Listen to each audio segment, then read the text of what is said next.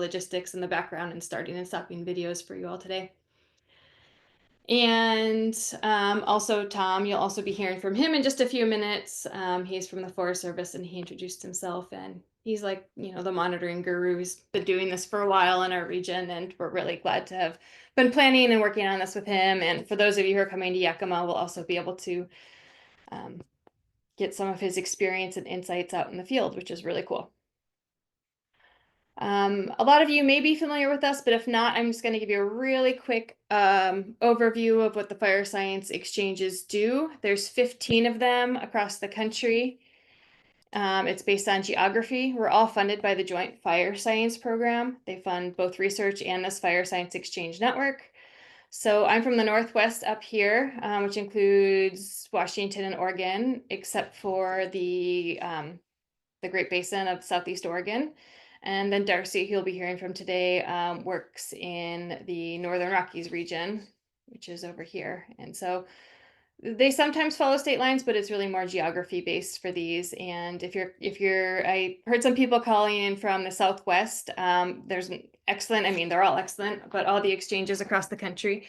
If you haven't heard of the Southwest Fire Science Consortium, they have a ton of resources as well. And you can look them up, and basically wherever you're calling from in the country, there is an exchange whose goal it is to help share science that's coming out and make it applicable and actionable on the ground and get some of our new knowledge into managing our fire landscapes. So I'll just skip through this pretty quick, but yeah, our overall mission is to increase awareness, understanding, and application of wildland fire science, and that leads to a lot of cool things between field tours, workshops. We have publications as well, and we connect managers, practitioners, scientists, as well as local landowners and communities together in this mission. And Darcy will pop in the chat both our website and our mailing list for both the Northwest and the Northern Rockies exchanges. And so if you're curious about what we do, you are welcome to go there and find out more. We have excellent websites. We both have newsletters that go out regularly that will share all of new publications that are coming out, and we have syntheses on literature, research briefs, and fire facts. We have a whole bunch of stuff that we do on there. So feel free to check out the websites. And we also do really cool things like this, being able to support workshops where there's been an identified need on the ground of skills training and whatnot. We're able to help bring the science and knowledge that is out there on these topics and support workshops on the ground. So thank you for hearing about what we do. I'm going to turn it over to Monique to give an overview of this workshop and just the history behind it and why we're having it. And here's just like mooding for you to just keep the mood light and let you all know that we're all just happy you're here. And we are excited to share these instructional videos and our guest lectures with you all. And we'll just keep the conversation respectful and happy. And we hope that we have a whole lot of learning in these coming 3 days. Oh, I was hoping I could stare at those while I gave an overview. I can do that here. Right? No, those are adorable. So, a little bit about myself. Some of you know me, but I see some new faces. So, I joined the BIA in 2023, and before that, I had been working for Region 6 Ecology Program for the U.S. Forest Service over in northeastern Washington as a fire ecologist there, and had kind of learned from the years I was there about just the needs in fire and fuels programs around monitoring, fire effects monitoring. And over time, building relationships with different agencies has been my passion. And so just kind of working with a lot of the agencies that bordered the Colville National Forest where I was working at the time, Washington DNR, the different tribes. We started talking around, this might be going too far back, Darcy and Autumn, but we started talking about the value of doing monitoring trainings together. And we had actually talked about how we should do an annual thing, get out in the field. And this was because a lot of the fire and fuels crews for a lot of agencies, not just the Forest Service, um, always got pulled towards suppression and didn't always have a ton of time to be doing the monitoring side of things. And so this was something where we were saying, not everyone has the plant ID knowledge. Not everyone has, the expert tree ID knowledge, like the silviculturists or the, tree experts. Not everyone knows soils. So why don't we bring people together to collaborate and do some of this monitoring together?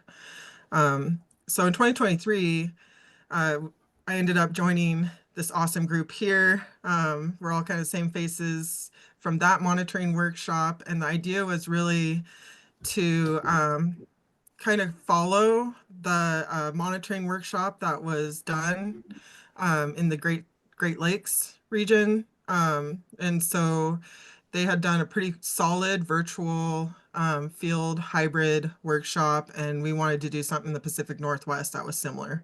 And we had one field day that was over at Warm Springs, the other one that was on the Spokane Reservation, and it had a lot of interest and a lot of great feedback. And so after I joined Northwest BIA, our slogan has really been trying to like get monitoring to be it's a solid part of our fire and fuels programs. It is something that we're really emphasizing that this is, you have funding for it. We expect that we are going to support this at the regional level. We want to make sure that we're bringing forward the best, most up-to-date protocol. And since we're really supporting that and pushing that at the regional level with the BIA, we really want to make sure that we're collaborating and putting on these types of trainings every couple of years to be able to just show what's new out there, bring in the experts, bring in some discussion, have all of you be involved. So, and then go out in the field together so we can build those relationships out in the field, getting to know each other. And hopefully we'll learn from you. And also you'll walk away having those contacts and relationships with the people that you have met during this workshop. So that was kind of a quick and dirty history. During the last workshop that we had done on the Spokane Reservation, we really tried to emphasize monitoring for different objectives than just fuels. So we were talking about monitoring, going and meeting the garden coordinator at the time. It was at a food sovereignty garden with the Spokane tribe, and talking about what their objectives were, why they wanted to use cultural fire, and how do we monitor for that. And at Warm Springs, it was a little bit more fuels oriented. And so every time we try to host these at different locations, we're going to see that there's going to be different objectives, different goals, different management practices. And so it should be different and fun every time. So I look forward to getting to know some of you guys. Don't be shy with your, just speaking up and asking questions. And I'm sure I'll have a ton of questions too. So that's about all I have for now. Thanks. Thanks so much, Monique. I think that was really valuable insight in history. And yeah, it was so popular last time that we wanted to do it again. And of course, as a lot of us know, we have, a very unique situation now with travel and whatnot. And so it's really allowed us the opportunity, which we're interested in continuing to do, to open this up beyond the BIA. Last time it was pretty much just folks from different tribes in the BIA who we were at capacity with that. And so we're excited to have folks from all over, really quite diverse, the people who shared this morning. So that's really exciting. And we can all do a lot of learning across our different groups as well, which is really cool. So now we're going to have Tom present a little bit on why we monitor. I'm going to pull up his PowerPoint and share it for him, and he can introduce himself while I'm getting that going. Hi, everybody. I introduced myself earlier, but again, Tom DeMeo, regional ecologist for the Forest Service in the Pacific Northwest region, covering Oregon and Washington. Some of my fellow ecologists are on this call as well, Dana Chapman and Emily Lund. We're all delighted to be here and see you in the field again. Come on Thursday. This is intended. Tom, you're cutting out a little bit. Is it Oh, happening for anybody else, or is that just on my end? A little bit. Okay. Yeah, it was kind of just going in and out, but try it again. if it doesn't persist as a problem, can you hear me okay now?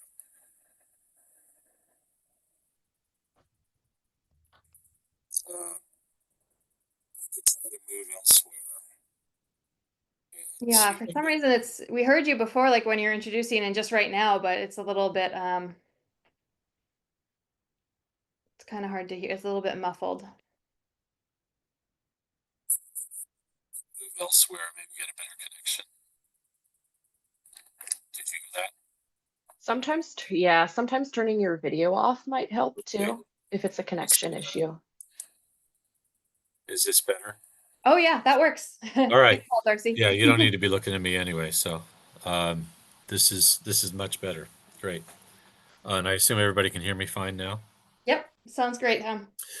Okay, so this brief presentation is intended to set the frame for what we're going to be talking about over the next few days.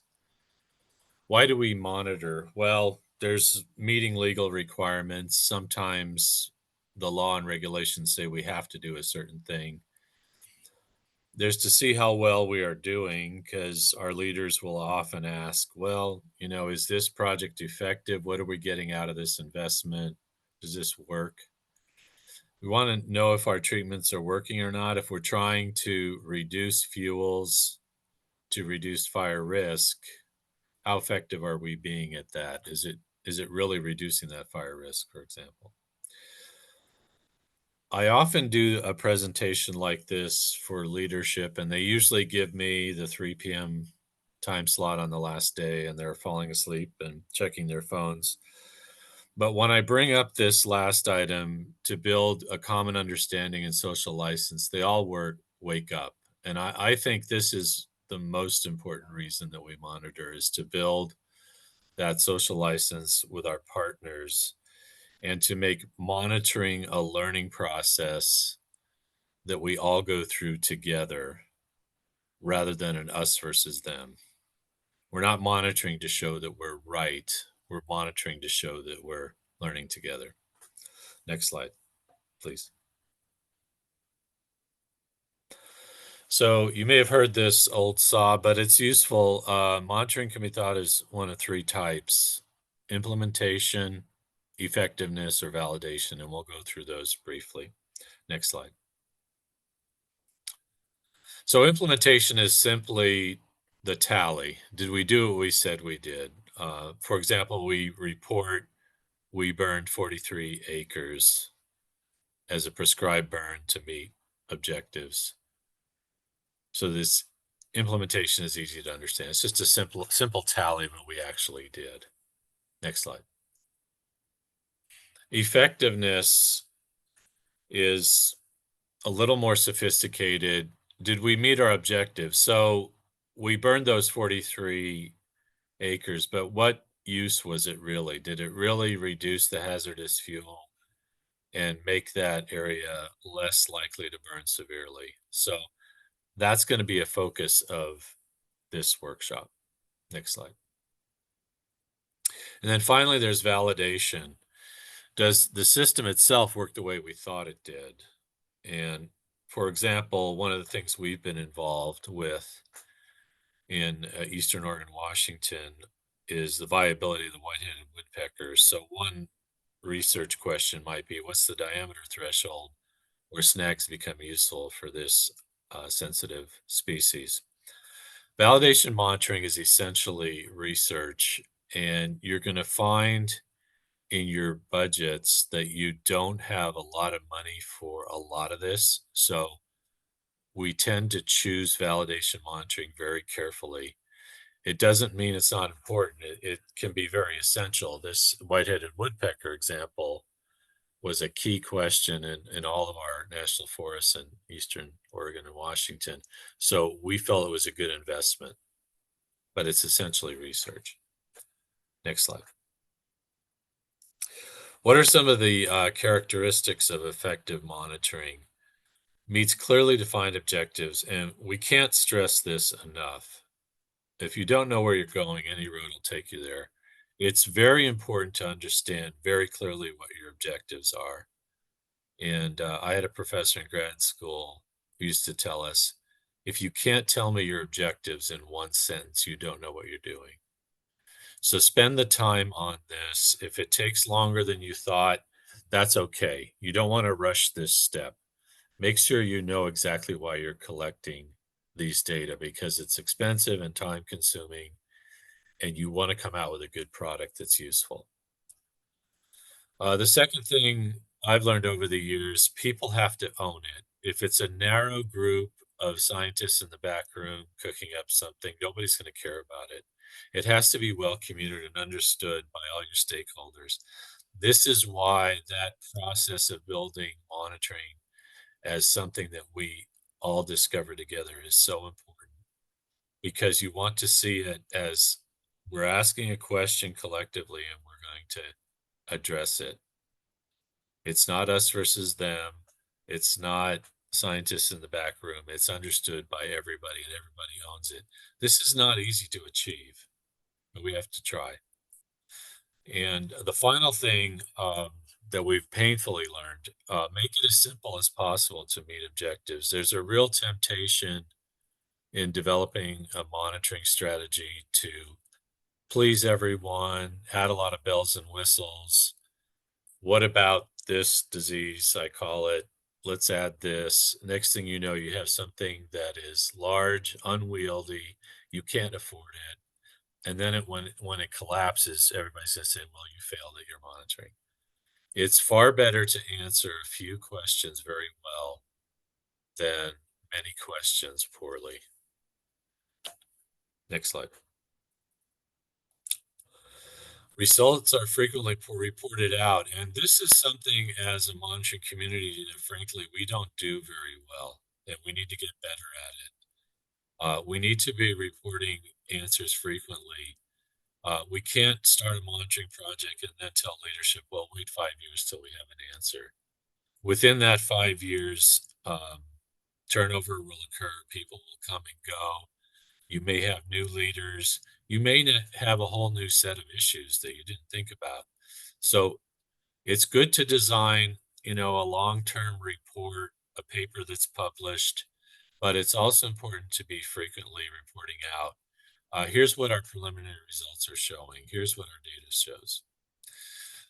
Maintaining data over time. This is another difficult thing, but we have to set up systems that will do that, because you don't want all the data on paper in somebody's file cabinet and then they leave and nobody knows where it is. I've seen this happen too often. You want to design a system that's resilient to turnover. When we work with the collaborative landscape projects, this is probably our number one issue, that people are coming and going all the time, and it's difficult to maintain a project over 10 years. Because who you have at the beginning of that 10 years may be very different than who is still there 10 years later. So we have to build systems that are more institutionalized. And to do that, it's best to keep things simple. Next slide.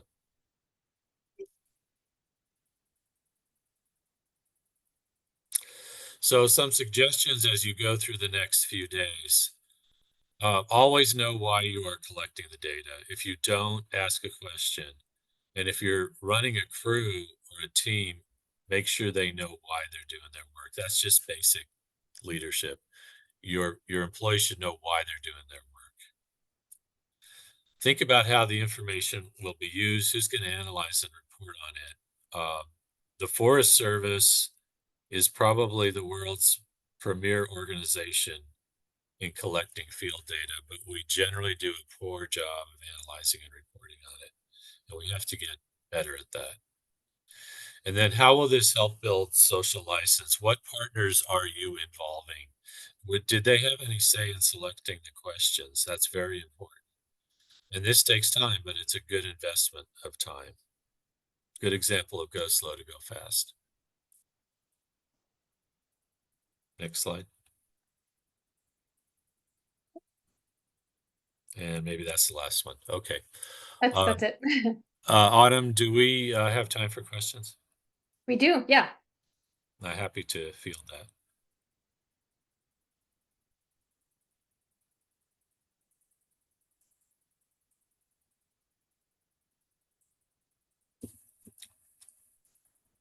Yeah, folks have any questions, feel free to drop them in the chat literally anytime throughout today. And also feel free to just turn on your audio and ask them. And Monique or Darcy, anything else to add to what this excellent introduction that Tom has given on the importance of monitoring? Sure. I put my headset on, so let me know if you can't hear me.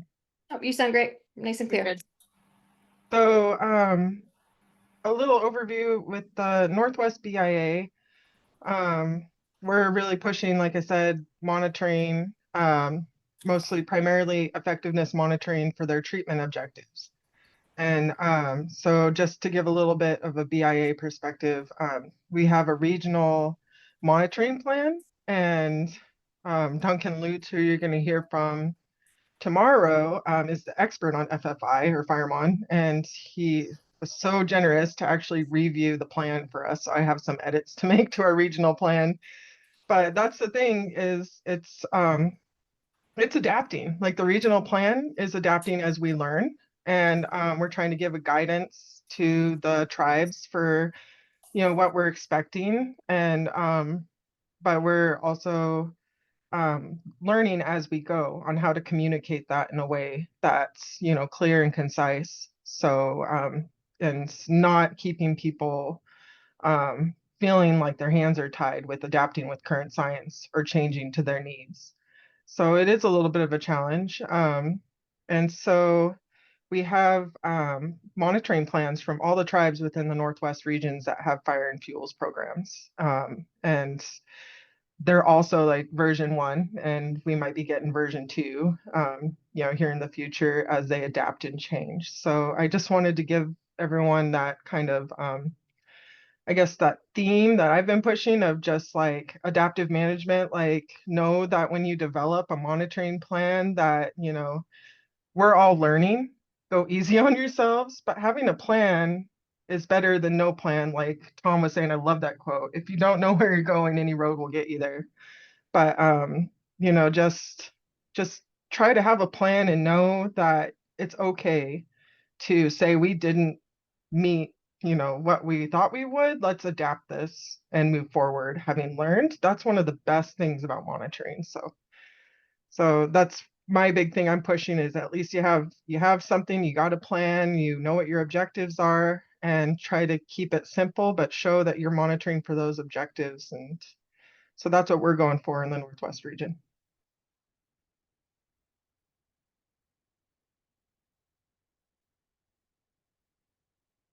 Great, thanks, Monique. All right, not seeing or hearing any other questions, but if folks think of them later, again, just put them in the chat or raise your hand and we'll get to them. And so for most of the rest of today, we have adapted what we did 2 years ago, where we had a lot of videos that we're using from our partners, and we picked the most relevant ones this time and put the most of them on day 1 today. So today's going to be a lot of videos, training videos on different monitoring concepts, and then tomorrow we'll have multiple guest lecturers from mostly across the Northwest and beyond, sharing their experience in monitoring and some of these concepts as well. So to get started with today, our first video is on developing a monitoring handbook for your local ecosystem. And I believe that let's see, Monique is going to walk us through that, any facilitation